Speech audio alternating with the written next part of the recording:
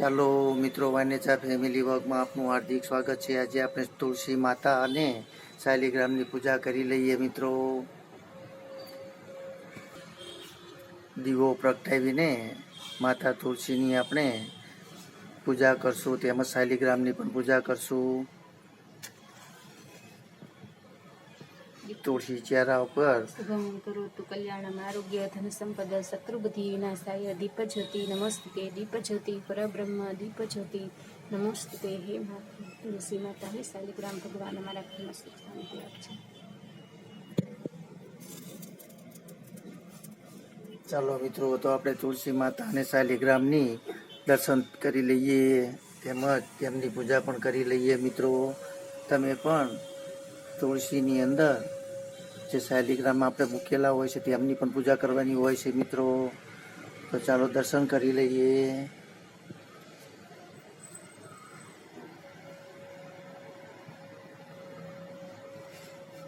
જય તુલસી માતા, જય શાલિગ્રામ।